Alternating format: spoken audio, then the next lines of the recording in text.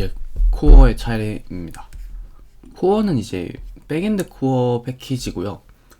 이제 네스트.js 그 애플리케이션에서 사용할 주요 모듈이랑 실제로 사용할 이제 DDD 클래스 같은 거를 모아두는 그런 패키지라고 보면 됩니다. 그래서 애플리케이션용 네스트.js는 그 플랫 인프라나 플랫폼 레벨에 대한 코드는 최대한 작성하지 않고 이제 대부분은 이 코어에서 가져온 형식으로 개발을 진행을 하려고 하고요.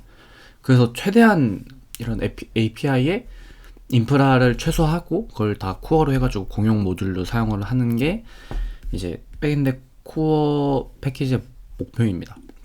그래서 실제로 API를 보면 이제 코어 같은 경우는 밑에 있는 코어를 실제로 사용할 수 있도록 만들어주는 거고, 이제 쉐어드 같은 경우는 뭐 필요한 일부 타입, 인프라가 이제 개발용 툴인 그 데브툴즈 모듈 제외하고 크립토밖에 없습니다. 크립토는 이제 그 비밀번호랑 리프레시 토큰 그 해싱 해주는 모듈인데, 이거는 이제 리프레시랑 패스워드는 이제 API에서만 사용을 하니까 이제 이렇게 그냥 여기다가 추가를 해놨습니다. 왜냐면 그 이런 토큰 같은 경우는 그 패스워드랑 리프레시 토큰은 애초에 그 시스템 전반적으로는 액세스 토큰만 사용하고 그 이거를 리프레시 토큰이랑 패스워드를 전체적으로 쓸 이유는 없기 때문에 이거는 API에다 넣어놨어요. 네, 그래서 그 도메인 인프라가 이거 두 개밖에 없고, 이것도 사실 그냥 그 개발용 모듈이라서 큰 의미가 없고, 이렇게 도메인만 있습니다. 그래서 이제 코어로 돌아가 보면 이제 크게 이제 몇 개로 나눠져 있어요. 4개로 했는데 이건 솔직히 좀 더 변경될 가능성이 있고, 베이스는 아까 전에 전 영상에서 제가 DDD 설명을 드렸잖아요. 근데 DDD에서 코드 같은 경우는 제네릭으로 남겨놨던 이유가, 여기 이제 이 베이스에서 이 코드 제네릭을 채워주게 되는데, 커맨드를 보면 이제 캡션 코드, 도메인 코드, 커맨드 코드가 있잖아요. 커맨드 이 코드가 이 워크스페이스 도메인 이제 패키지에 돼 있는데, 이제 뭐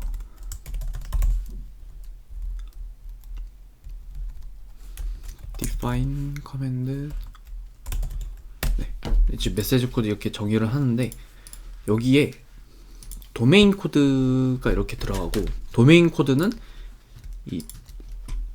여기서 이제 그 도메인 라이브러리에서 상수로 정의를 합니다. 그러니까 도메인 로직이 포함된 상수인 거예요. 그래서 이거 같은 거는 실제로 시스템이 개발할 때에 따라서 에그리게이트 코드나 뭐 태스크 코드, 도메인 코드는 추가를 해야 되고, 추가를 해야 되는 게 맞으니까 시스템을 담고 있는 거고, 그 다음에 커맨드 코드는 이런 도메인 코드까지는 알고 있는 거니까 이렇게 만들어 놨어요. 그래서 DDD에서는 제가 앞서 말씀드렸다시피 어떠한 이중선도 없는 게 목표라고 했잖아요. 그래서 도메인도 들어가면 안 돼요. 왜냐면 도메인 기술적으로 제외할 건데 비즈니스 로직이 들어가면 더 말이 안 되니까.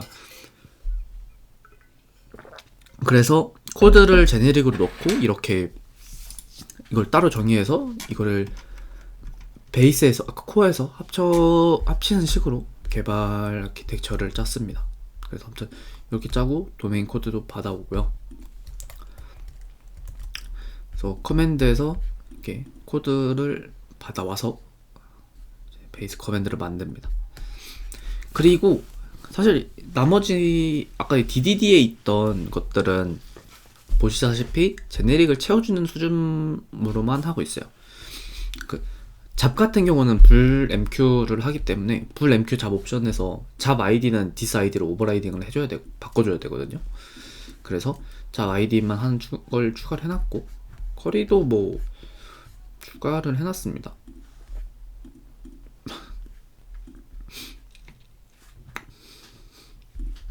네. 그래서 메시지 메타데이터도 여기 코드 를 넣어서 베이스로 만들어줬고요. 매퍼 같은 경우도 이제 베이스 엔티티, 원래는 여기 자리가, 원래는 베이스 엔티티 자리가 앱솔루트 엔티티 자리였잖아요. 이거를 이제 실제 t 엔티티로 넣어주고요. DTO도 마찬가지입니다. 애그리게이트 엔티티 밸류 오브젝트도 같은데, 한 가지 차이점이 베이스 레포지토리가 있습니다. 이건 레포지토리 포트가 아니라 레포지토리고요. 베이스 레포지토리가 뭐냐, 이게 제 서비스에서는 프리즈마를 사용하고 DDD에서는 기술 없으니까 여기서 프리즈마를 한 레포지토리를 만들어야 되는데, 그냥 유저 레포지토리에서 베이스 레포지토리를 하지 않고 그대로 만들어도 됩니다. 그냥 모든 걸 만들어도 되는데, 그러면 불편하잖아요. 왜냐면 이런 레포지토리 안에는 클라이언트나 트랜잭션 세팅 같은 것도 넣어줘야 되고, 그러다 보니까 그 DDD랑 그 프리즈마랑 도메인을 프리즈마랑 좀 섞어서 베이스 레포지토리를 만들었습니다. 그래서 여기는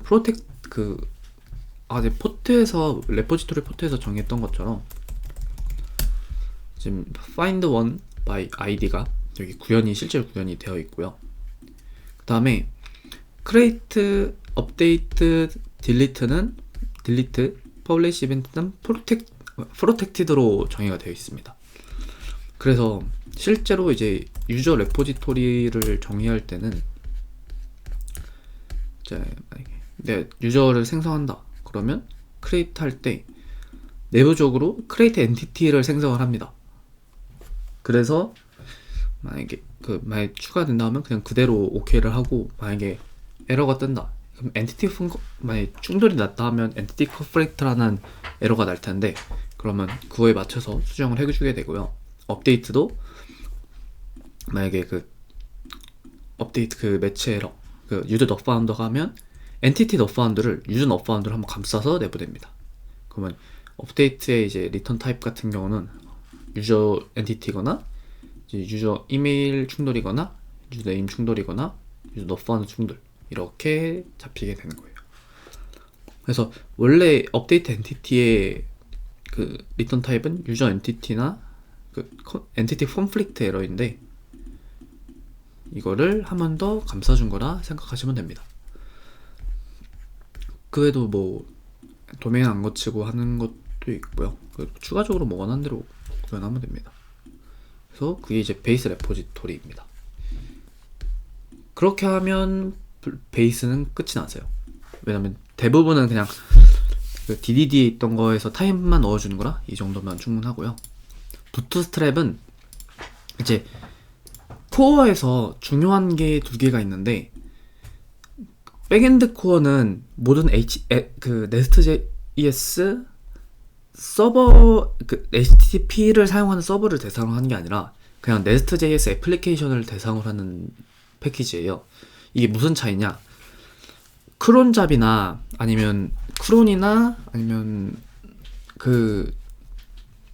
이벤트 핸들러? 뭐였죠? 워커. 크론이나 워커 같은 경우는 HTTP가 없잖아요. 그러니까 외부로 80포트를 리스닝을 안 하는데, 그런 경우에도 그런 네스트.js 그런 애플리케이션도 네스트.js 하도록 하고, HTTP를 사용하지 않는 꼬였는데 정리하자면 HTTP를 사용하지 않는 네스트.js도 이 백엔드 코어 라이브러리를 사용할 수 있어야 된다는 거예요. 그리고 HTTP뿐만 아니라 데이터베이스도 선택이고 레디스도 선택이고 텍스트도 선택이고, 이런 것들을 다 옵션처럼 할 수 있게 만들어 놨어요. 그래서 여기 밑에도 이제 HTTP라는 게 있는데, 이거는 HTTP, 웹을 사용하는 네스트.js에 적용하는 거라 보시면 돼요. 그래서 다시 부트스트랩으로 돌아와서 셋업 HTTP 앱을 보면 이제 이렇게 몇 가지 옵션이 있어요. 어디서 많이 봤죠? main.ts에 작성하는 것들입니다. 보면 main.ts는 굉장히 심플해요. 사실 이것도 더 심플하게 만들 수 있거든요. 리슨을 였다가 넣어버리면 되긴 하는데, 그래도 뻔세가 안 나가지고 였다가 넣어놓긴 했는데, 사실 그 HTTP 콘피그가 이 콘피그의 정의이 그 콘피그 모듈이 있어서 됩니다, 기술적으로. 아무튼 기본적인 설정들을 해주는 거예요. 그 넥스트 부트스트랩 인 main.ts를. 그래서 로거 연결하고요. 로거 에러 인터럽터 연결하고요. 이제 트러스트 프록시 연결하고 CORS 세팅하고, 이거는 좀 수정을 해야 돼요. 아무튼 쿠키 파서 연결하고 이네이블 셧다운 훅을 연결합니다. 그리고 만약에 필요하다면 뭐 추가적인 걸 더 추가적인 옵션을 더 추가할 수도 있겠죠. 그래서 그 CORS도 뭐 옵션으로 남겨놨고요. 그래서 CORS는 이렇게 해서 리스닝합니다. 그래서 main.ts도 굉장히 추상을 많이 해놨어요. 그럼 HTTP가 아닌 모듈은 어떡하냐? 아직 안 만들었습니다. 그래서 이것도 정의가 안 돼 있어요. 뭐 만들어야 하지. 저 밑에 그 태스크 큐도 아직 사용하는 게 없어요. 테스트도 안 해봤습니다. 아무튼 부트스트랩은 그게 끝이고요. 아마 필요하다면 뭐 익셉션 필터를 였다가 넣을까 생각은 해봤는데, 근데 익셉션 필터 같은 경우는 실제 API랑 연결이 되어 있거든요. 근데 정확히는 이제 뒤에서 소개할 컨스트랙트랑 연결이 되어 있는데, 그 컨스트랙트 같은 경우는 가장 마지막 최종 애플리케이션에서만 이거를 포함하게 하고 싶어가지고 일단은 였다가는 그 익셉션 필터는 추가를 안 했습니다. 네, 왜냐면 그 익셉션 필터에 도메인 필터 같은 것도 해야 되는데 그거를 안 했어요. 글로벌 익셉션 필터 같은 경우는 지금 고려는 하고 있는데 일단 당장은 추가는 안 해놨습니다. 그래서 이제 커먼 HTTP는 여기까지 했고, 커먼으로 내려오면 커먼입니다. 이거는 그냥 IP 주소랑 유저 에이전트 받아오는 데코레이터랑 트리거 코드 정의하는 건데, 이게 트리거 코드가 왜 여기 정의되어 있냐? 그러게요. 이거 도메인에 정의해야 되는데. 뭐 아무튼 저도 왜 여기 정의되어 있는지 기억이 안 나네요. 이게 아마 밑에 DDD는 아니고 그 도메인에 적용이 되어 있어야 될 텐데. 뭐 아무튼 이 트리거 코드가 뭐냐? 저희가 전 영상에서 메시지 드리브에 대해서 말씀을 드렸잖아요. 커맨드는 이벤트를 호출하고, 이벤트에서 뭐 또 다른 이벤트 핸들러에서 또 커맨드 잡을 호출한다던가 할 수 있는데, 그 체인의 맨 처음, 왜냐면 맨 처음은 메시지가 아니거든요. 정확히는 맨 처음은 커맨드도 이벤트도 쿼리도 잡도 아니니까 그 맨 처음에 대한 거에 대한 코드를 넣어줘야 되는데, 그게 이제 트리거입니다. 그래서 일반적으로는 HTTP 시스템 인프라라는 특수 도메인이 있고요. 특수 도메인이라고 해야 될까요? 아무튼 그래서 트리거, HTTP 요청, HTTP 메시지의 트리거가 HTTP에 대해서 트리거됐다. 이건 이제 외부 웹북에서 트리거됐다. 웹소켓에 의해서 시작됐다. 그런 거고 있고, 이제 뭐 스케줄러, 뭐 시스템 부트, 콘솔, 메시지 큐. 이거 이름 바꿔야 돼요. 이름도 바꾸고 이거 실제로 설정하는 것도 바꿔야 됩니다. 아직 안 바꾼 거예요. 뭐 테스트나 언론 이런 것도 있고요. 이런 건 트리거 코드는 어디서 지정하냐? 그 컨트롤러에서 지정합니다. 근데 왜 여기 지정이 안 돼 있냐? 제가 까먹은 겁니다. 네, 여기서 get message 있는데, 이따 보시겠지만 컨텍스트 서비스에서 이걸 보면 언노운입니다. 그럼 이거 지금 언노운 찍힐 거예요. 추가를 안 해놨다. 이거 트리거 코드 넣어주는 거 추가해야 됩니다. 추가 지금 안 된 거예요. 아무튼 네, 아마 이게 트리거는 아직 메시지 드립을 어제 많이 하느라 아직 반영을 안 한 것 같네요. 아무튼 요청의 맨 처음은 이 트리거 코드를 사용을 합니다. 메타데이터에 들어갈 거예요. 네. 그래서 커먼에 넣어놓고, 이건 아마 나중에 도메인으로 옮기거나 할 수 있을 것 같아요. 그 다음에 이제 코어의 핵심인 모듈입니다. 모듈은 이제 네. 모듈은 캐시, 컨피그, 컨텍스트, 데이터베이스, 이벤트, 버스, 헬스, 로깅, 시큐리티, 태스크 큐. 현재는 이렇게 있고요. 현재 지금 추가 계획 중인 거는 뭐 스토리지 모듈이랑 뭐 이벤트 플래그, 그 다음에 뭐 아주 많습니다. 이벤트 플래그도 넣어야 되고, 플래그 뭐지? 펑션 플래그였나? 펑션 플래그도 있고 HTTP 클라이언트 이런 것도 추가를 해줘야 됩니다. 네, 아무튼 아직 한참 만들고 있는 부분이라 보시면 되고요. 그래서 각 모듈은 이제 기술을 대표라는 표현이 맞을까요? 아무튼 기술을 해가지고 뭐 제공하는 서비스입니다. 그래서 실제로 지금 아마 패키지가 정리가 안 되긴 했을 텐데 그 코어의 패키지를 보면 이거 아마 많이 기능이 많이 없을 거예요. 이게 이런 게 있긴 한데 나중에 없을 겁니다. 그래서 얘 그것 넣어줘야 되는구나. 아무튼 최대한 없애는 게 목표다 라고 생각하시면 됩니다. 그래서 모듈을 하나씩 설명을 드리면 가장 먼저 드려야 될 거는 컨피그랑 컨텍스트. 컨피그 먼저 드릴게요. 코어 컨피그 모듈은 이제 nest.js 컨피그 모듈 라이브러리를 사용하는 모듈인데요. 이제 환경 변수 불러오는 모듈입니다. 네. 근데 이제 컨피그 서비스 방식으로 가져오는 건 아니고요. 이런 식으로 가져옵니다. 레지스터를 사용해서 키 방식으로 가져오고요. 참고로 이거는 기본적으로 임포트가 안 되어 있습니다. 네, 여기 보면 코어 컨피그 딱 하나. 얘는 뭐냐면 nodenv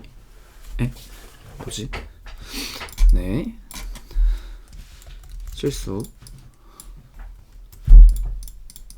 네.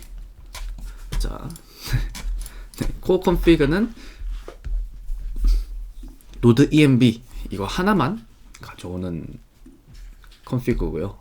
왜냐면 이게 이거에 따라서 로그 정책이 달라져가지고 이렇게 해놨습니다. 아무튼 네, 그래서 컨피그 정의되어 있고 각 라이브러리에서 모듈에서 원하는 컨피그를 추가해가지고 로드를 할 수가 있어요. 그래서 코어 모듈 API에서 사용하는 코어 모듈을 보시면 코어 컨피그 모듈에 엑스트라 로드가 HTTP, 프리즈마, 액세스 토큰, 레디스, 리프레시 토큰. 이거는 자체에서 정의한 겁니다. 코어에서 이렇게 정의해서 사용을 할 수가 있습니다. 그게 코어 컨피그 모듈이고요. 그렇게 다양하진 않습니다. 다음은 컨텍스트 모듈인데요. 이게 중요하기도 하고 좀 핵심 모듈입니다. 이건 무조건 포함이 되어야 되고요. 요청할 때마다 요청 컨텍스트를 만드는 모듈입니다. 그래서 요청을 전반적인 관리를 다 관리하는 모듈이고요. 일단은 구현 자체는 nest.js CLS를 사용했고, 이외에도 트랜잭션을 위해서 nest.js CLS의 트랜잭션을 이거를 사용을 하고 있습니다.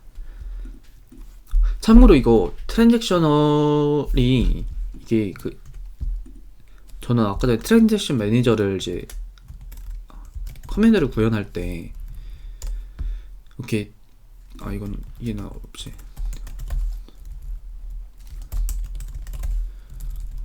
로그인 커맨드 할 때 저는 이렇게 트랜잭션 매니저를 임포트 해가지고 런 해가지고 이걸 했었잖아요.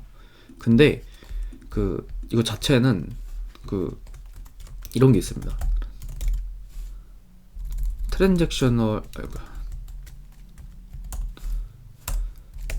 트랜잭셔널이라는 데코레이터가 있어가지고, 네.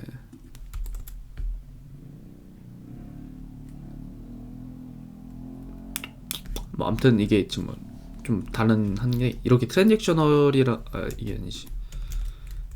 이렇게 해가지고 트랜잭션을 걸 수가 있어요. 근데 이게 안 되는 게 이게 사용하면 안 되는 게 트랜잭셔널은 에러를 리턴했을 때 그게 안 됩니다. 네. 에러를 리턴했을 때 롤백이 안 돼요. 왜냐면 리턴을 했기 때문에. 사실 그러면 트랜잭션 하고 그 밑에 이제 에러를 이제 스로로 바꿔주는 인터셉터를 삽입하면 되기는 하거든요. 사실 굳이기도 하고 저는 트랜잭션 시점을 그냥 명시적으로 지정하는 게 더 좋을 것 같다 생각을 해서 그냥 데코레이터는 안 쓰는 패턴으로 하고 있습니다. 네. 아무튼 다시 컨텍스트 모듈로 돌아와서요. 컨텍스트는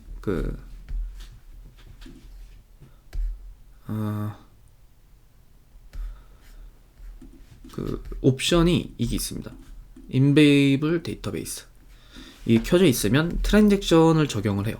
그래서 트랜잭션 매니저 서비스를 주입을 하고요. 만약에 이게 꺼져 있다 그러면 주입을 안 합니다. 왜냐면 일부 워커나 크론 같은 경우는 데이터베이스가 필요가 없는 경우도 있어요. 어느 경우인지는 잘 모르겠는데, 근데 아무튼 데이터베이스에 접근할 필요가 없는 모듈이 있을 거고, 그런 모듈에 굳이 보통 그런 경우는 뭐 람다 같은 거를 사용할 수도 있을 텐데, 그러면 로드할 때마다 불필요하게 불필요한 의존성을 로드하게 되고, 그러면 오히려 오버헤드다 보니까 이런 걸 다 선택할 수 있게 만들었습니다. 다만 컨텍스트 서비스랑 CLS는 거의 의무적으로 그냥 포함을 해야 돼요. 무조건. 그 다음 그렇게 해서 하고요. 이게 HTTP가 아닌 프로젝트에서도 정할 수 있기 때문에 미드레어는 꺼놨습니다. 이게 켜놓으면 익스프레스가 없는 환경에서는 이게 실행이 안 돼요. 그래서 CLS는 뭐 켜놨고, 플러그인 뭐 이것만 켜놨습니다. 네, 이렇게 해놨고요. 네. 그리고 메시지 켜진 인터셉터가 있는데, 얘는 메시지가 이제 인터럽트 될 때마다 그냥 메타데이터를 심어주는 그겁니다. 네. 메시지가 이제 버스였나? 아무튼 컨텍스트 통해서 할 때 이게 아마 그러게요? 갑자기 기억이 안 나네. 그냥 아무튼 메시지가 돌아다닐 때 도메인 이벤트랑 할 때 메타데이터 넥스트 메타데이터를 넣어주는 겁니다. 근데 이거 바꿔줘야겠네요. 메시지 인스턴스 오브 그냥 이제 메시지. 네. 좀 수정을 했습니다. 이게 완성된 버전이 아니라 계속 수정을 해야 돼요. 아무튼 이게 이제 메시지가 컨텍스트에 돌아다닐 때 드라이브 메타데이터를 뽑아가지고 다음 메시지를 위한 메타데이터로 지정을 합니다. 그래서 이 메시지를 받으면 그냥 메시지를 수동으로 컨텍스트에 저장을 좀 시킬 필요가 없어요. 네, 그런 장점이 있습니다.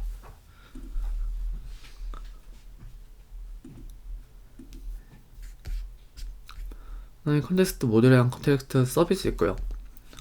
네, 타입 먼저 보면 클라이언트 컨텍스트랑 토큰 컨텍스트 이렇게 있습니다. 리퀘스트 아이디는 모든 리퀘스트 아이디 기본적으로 들어가고요. 트리거 타입도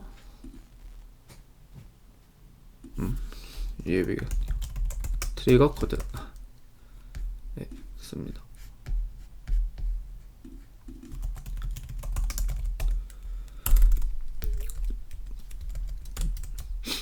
오케이, 수정 완료. 네. 트리거 코드 있고, 네. 그 다음에 클라이언트 컨텍스트. 얘는 이제 IP 주소랑 유저 에이전트를 넣어주고요. 토큰 같은 경우는 이제 밑에 보면 시큐리티 모듈이 있습니다. 여기서 이제 넣어줄 거예요.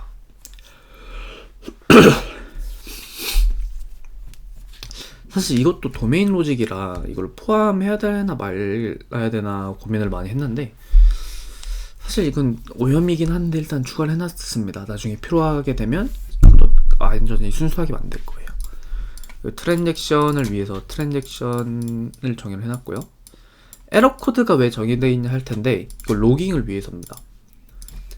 이건 이따가 HTTP 인터럽트에서 소개를 드리겠습니다. 메시지 메타데이터는 이제 다음, 여기서 보면 드리븐 메타데이터라고 되어 있잖아요. 드라이브 메타데이터를 해가지고 나온 결과를 여기다가 CLS 컨텍스트에 보관하는 겁니다. 그래서 서비스를 보면 다 그렇게 구현이 되어 있고요. 그냥 뭐 get, set 돼 있고, 이제 트랜잭션, 액티브 이런 거 있고, 네, 있습니다. 참고로 TX는 옵셔널로 돼 있어가지고 안 들어올 수도 있어요. 왜냐면 트랜잭션 꺼놓으면 안 들어옵니다. 그래서 그러면 이거 컨텍스트 서비스 나눠야 되지 않냐? 귀찮아서 안 했습니다. 그냥 어차피 알아서 안 쓸 거기 때문에 나눠도 되는데 굳이 그렇게까지 분기를 해야 될까 싶어요. 왜냐면 이런 휴먼 에러는 발생하지 않을 것 같기는 해서. 네. 겟 메시지 데이터 있고요. 이거를 추가는 해놨는데 이거 어디다 쓰는지는 모르겠어요. 네. 저도 이게 모든 걸 공식 문서를 완전히 꼼꼼히 읽고 하는 건 아니라서 저도 모르는 게 많습니다.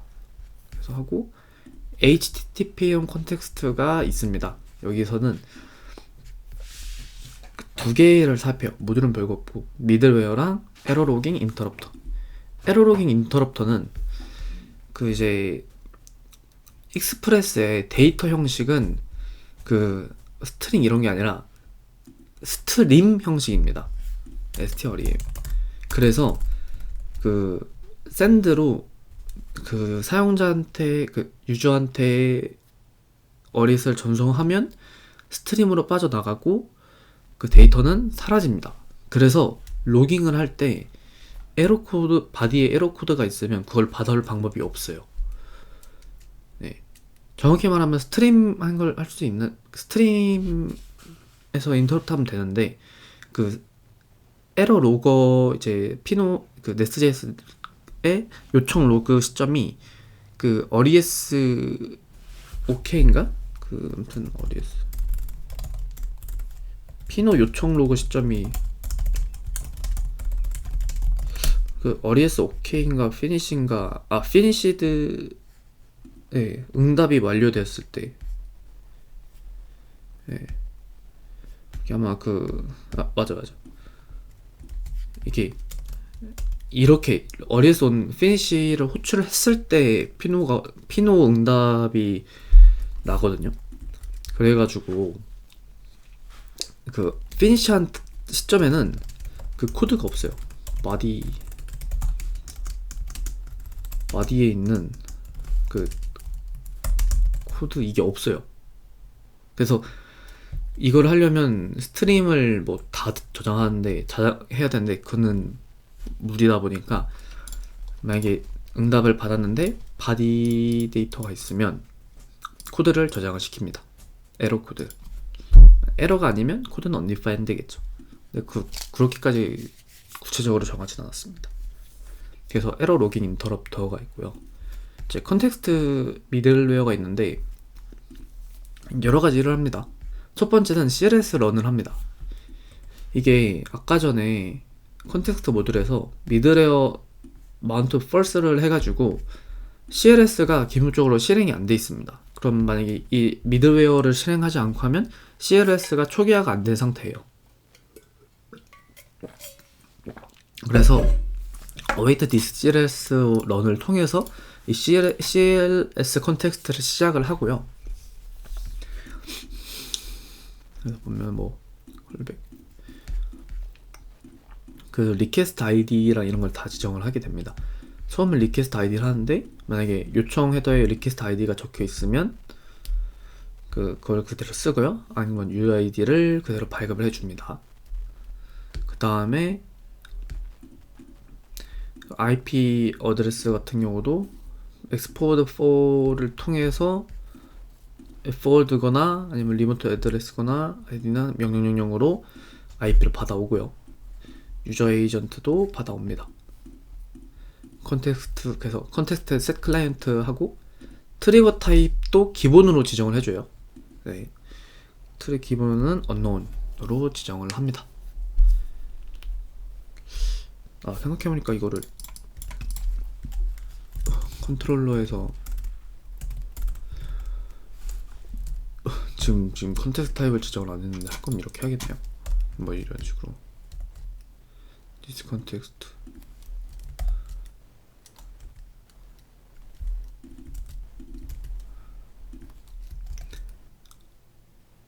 지금 영상을 찍느라 좀 많이 렉이 걸리는데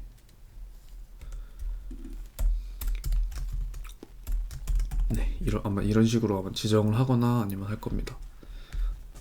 TS REST 핸들러 아무튼 뭐 이렇게 지정을 할 것 같아요. 네.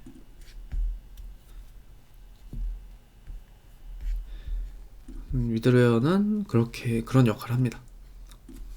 그게 이제 컨텍스트 모듈의 역할이고요. 그래서 그 다음으로 이제 차근차근 살펴보면 캐시 모듈. 다음은 위에서부터 살펴보면 캐시 모듈은 이제 네스트.js 캐시 매니저랑 큐브 레디스를 사용하는 모듈이고요. 레디스를 사용을 해서 그 캐시를 구현을 합니다. 그래서 캐시 슬리프 쓰면 get, 그다음에 set, deal 이렇게 있고요. 세 가지 바리에이션이 있습니다. 캐시 같은 경우는 사실 캐시 서버가 죽어도 메인 서버에서 가져오기 때문에 그 펠백이 그렇게 어렵지가 않는 편이라고 생각을 하거든요. 그래서 그 에러 처리에 대해서 메소드를 3개로 나눠놨습니다. 일반 get 같은 경우는 그 캐시가 죽어도 그 널만 반환을 합니다. 캐시가 조회를 안 돼도 그 가능하게. 왜냐면 뭐 보드 그 게시판 글 캐시해놓은 건데 캐시 서버가 잠시 죽었다 해도 그렇게 큰 문제는 없으니까 그냥 메인 데이터베이스에서 가져오면 되니까. 그래서 get 해놨고요. try get은 get을 하고 만약에 죽었어, 서버 접근했는데 죽었어, 그러면 에러를 리턴합니다. 이거 도메인 에러거든요. 도메인 에러를 리턴합니다. 이거는 실패를 명시적으로 처리를 하는데 일단은 그 앞에서 어떻게든 펠백을 해보겠다 라는 의미예요. 그러니까 의도죠. 얘는 펠백 돼도 상관없어 거고, 얘는 펠백 되면 좀 명시적으로 알려줘 인 거고. 사실 이거를 쓰는 게 맞는 것 같긴 해요. 이것도 한번 바꿔야겠네요. 아직 레디스를 제대로 써본 적이 없어서. get also는 캐시에만 저장되어 있는 경우, 그거는 캐시가 없으면 죽어야 되잖아요. 그래서 get also로 했습니다. 데이터베이스도 마찬가지로 데이터베이스는 보통 펠백이 안 되니까 그거는 레포지토리도 그냥 안 되면 그냥 죽거든요. 스로우로 해버리거든요. 비슷한 맥락으로 get also도 레디스 캐시가 안 되면 스로우로 던져버리게 해놨습니다. 네. 그렇게가 이제 캐시고요. 다음이 데이터베이스. 심플합니다. 프리즈마 서비스고요. 모듈입니다. 환경문서 어디 있나요? 여기 얘가 이걸 먹어버렸습니다. 이거 수정해야 되는데 어떻게 수정하지? 생각을 안 하고 있었네요. 이거 어차피 실행 안 해도 되니까.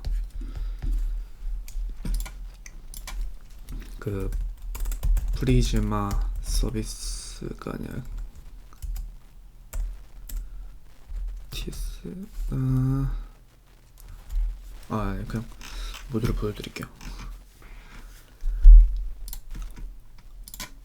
데이터베이스 모듈에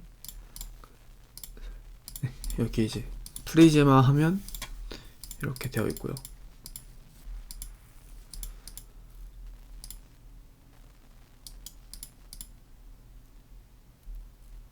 그러게? 얘 어디서 받아오지? 어디서 받아오는 거지? 어라?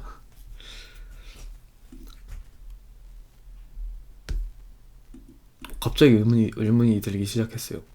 얘 이거 EMP 어디서 받아오는 거지? 아무튼 뭐 어떻게든 받아오겠죠? 아, 이게 아마 그거일 거예요. 프리즈마 보면 이제 EMB가 있거든요. 데이터베이스 URL. 아마 여기서 받아오는 게 아닐까 싶기는 해요.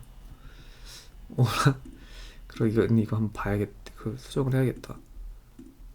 이 외부에서 이게 데이터베이스 같은 경우는 시큐리티다 보니까 나중에 뭐 패스워드 시큐리티가 아니라 퀴에전을 하든지 이런 정책 때문에 그런 키 관리 모듈 비밀 관련을 따로 분리를 하거든요, 모듈을.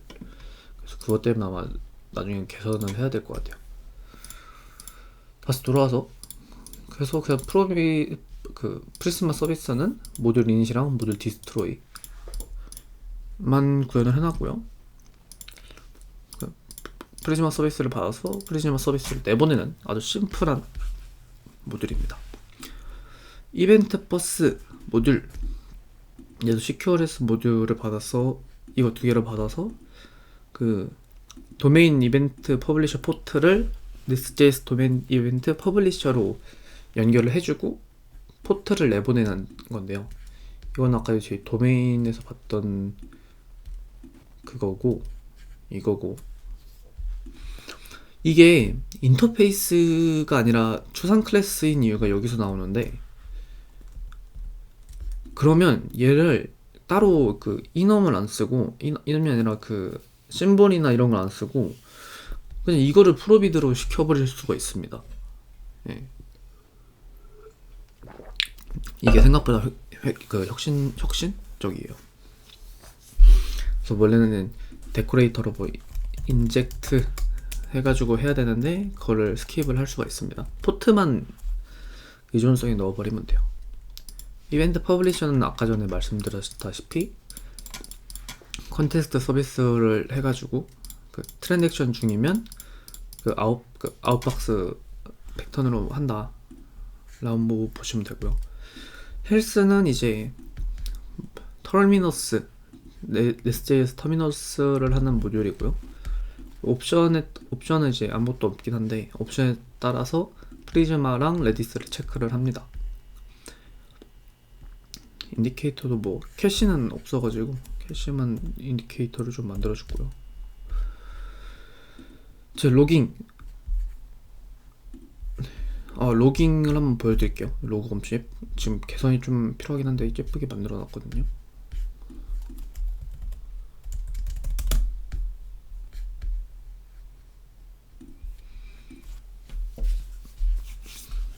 이게 E2A 테스트도 보여드려야 되긴 하지만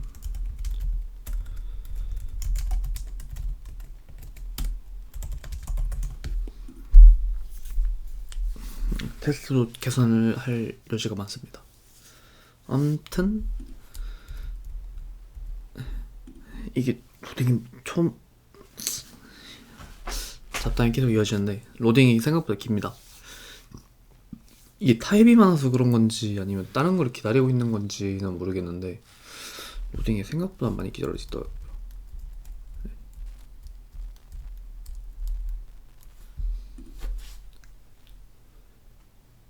네, 이게 지금 이렇게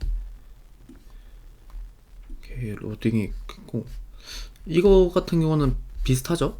그 기존 Nest.js 스타일과. 근데 요청 로그를 받으면 알록달록 예쁘게 해놨습니다.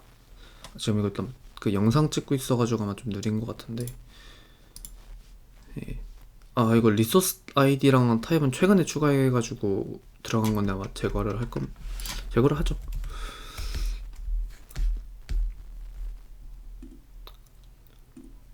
아싸리 지금 제거를 합시다. 사실 이것도 개선이 많이 필요합니다.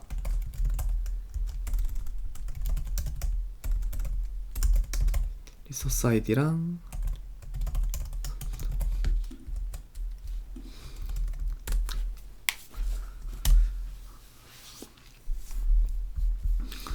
좀 뭔가 좀 이상하게 되고 있는 것 같긴 한데 아무튼 지금 개발 중인 프로젝트라는 것만 알아주시면 감사하겠고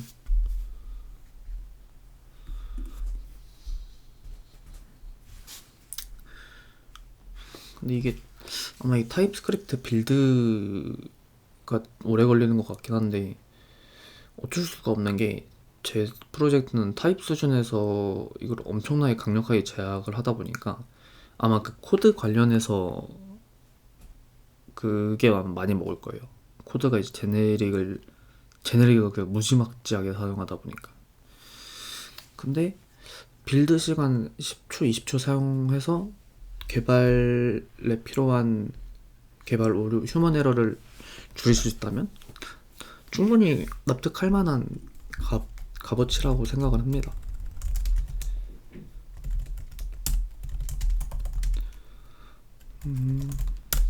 하나만 추가를 해볼게요. 원래 이렇게 걸리진 않는데 영상 찍고 있어서 그런지 많이 걸리네요. 네? 이게 빌드가 좀 문제가 생긴 것 같아서 좀 빌드 캐시가 아마 초기화가 안 된 것 같아요. 아무튼 그냥 진행을 해보면 이렇게 원래는 다 회색으로 뜨고 어렵게 뜨잖아요. 근데 저는 이제 get, 포스트, 이벤트, 포스트 이런 걸 다 매핑을 해놨고요.